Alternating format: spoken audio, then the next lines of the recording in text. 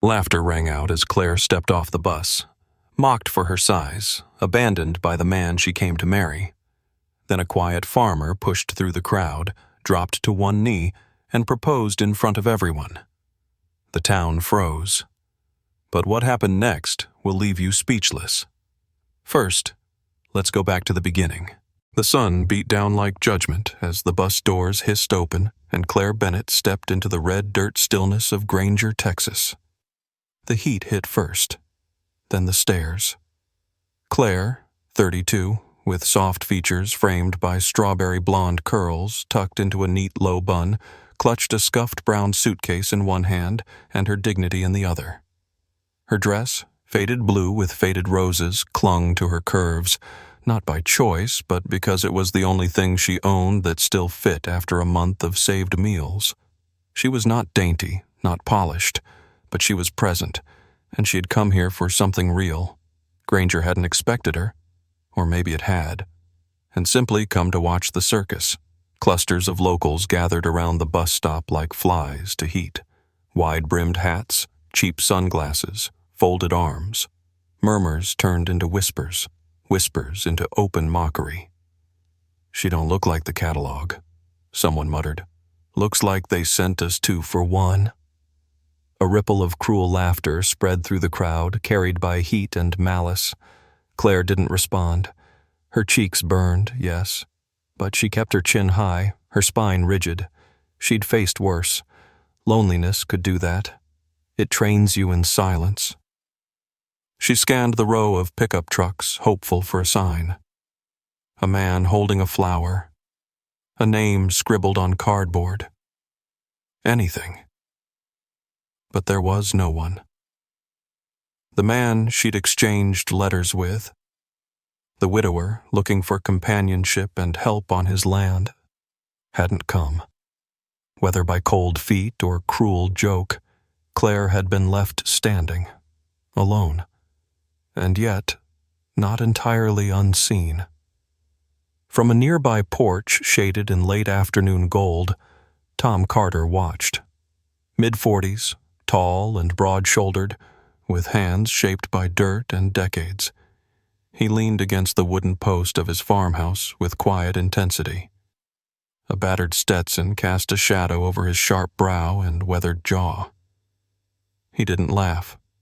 He didn't whisper. He just watched. There was something about the way Claire stood, rooted even under the weight of humiliation, that stirred something long buried in Tom. It wasn't pity. It was recognition. A silent, stubborn strength.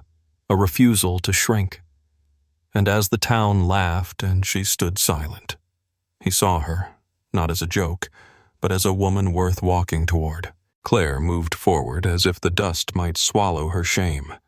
Each step across Granger's sun-baked street was deliberate, her chin stubbornly lifted, but the weight behind her, the laughter, the jeers, the stares, dragged at her heels like wet sand. Her dress clung tighter under the heat, and with every step she could feel her self-respect peeling away in layers. Jolene McAllister made sure of that. 29, born and bred in Granger, with glossy brunette waves, sharp heels clicking on pavement, and a reputation for cruelty wrapped in charm.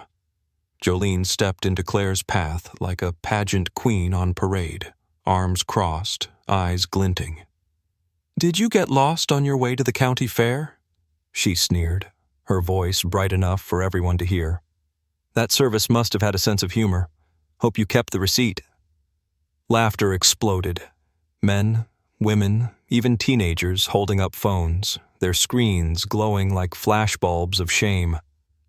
The postmaster chuckled from behind his glass window, failing to hide it behind a cough.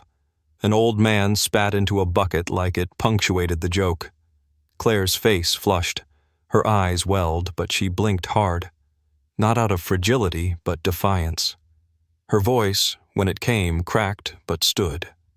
"I'm here for a fresh start. That's all." It was the truth. But truth rarely mattered in rooms ruled by mockery. Until the porch creaked behind her. Tom Carter had been silent too long. He'd watched this town turn cruel many times. When he was 10 and barefoot and too poor to bring lunch to school, when he was 23 and buried his father without enough for a headstone, when he was 39 and the woman he loved left him for someone with softer hands. Granger remembered everything, especially who they thought was beneath them. But today, they forgot to fear silence. Tom rose from the porch with slow certainty. His flannel sleeves rolled just below the elbows, denim jeans faded with honest work, boots caked in stubborn red earth. His steps down the porch were steady, the kind that make sound without stomping. And when he hit the ground, the laughter thinned, eyes turned, jaws tightened. Because when a quiet man walks into a crowd, it's not to laugh, it's to change the tone. The wind shifted just slightly in Granger, Texas, as Tom Carter's boots met the ground. His presence alone was enough to crack the smug grin off Jolene's face. She stepped back without realizing it, as if some instinct warned her this wasn't the kind of man you mocked twice. Tom moved slowly, but with purpose, past the teenagers still holding their phones but not recording now, past the women clutching their purses with slackened jaws, and past the postmaster who froze mid-stamp, his hand hovering like a man suddenly unsure of where he stood. He stopped right in front of Claire. "Enough," he said. No shouting, no raised fist.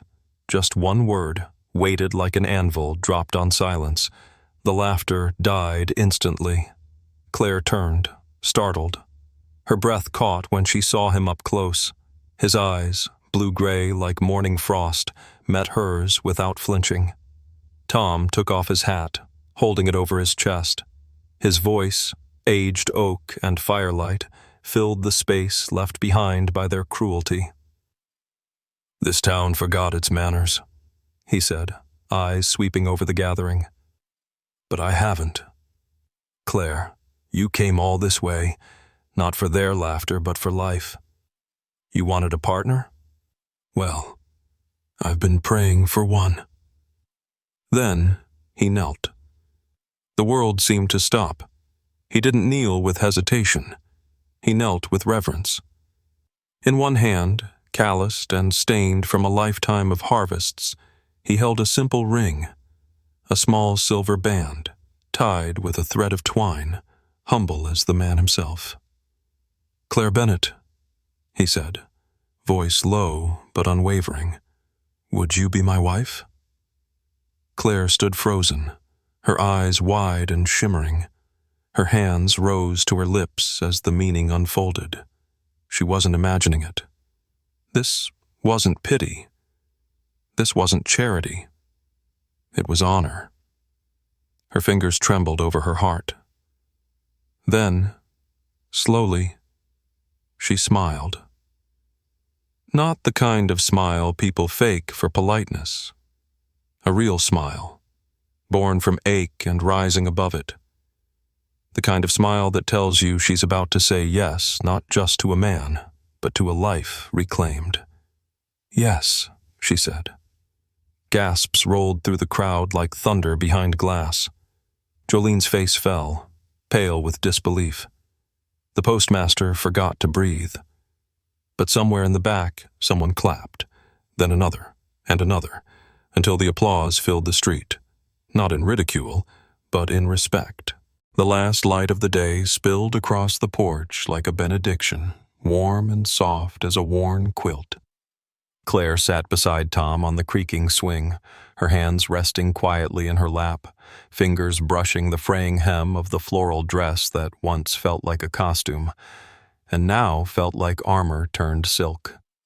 The laughter from earlier in the day had vanished, replaced by cicadas and the distant hum of cattle, the music of a life that asked for nothing but honesty.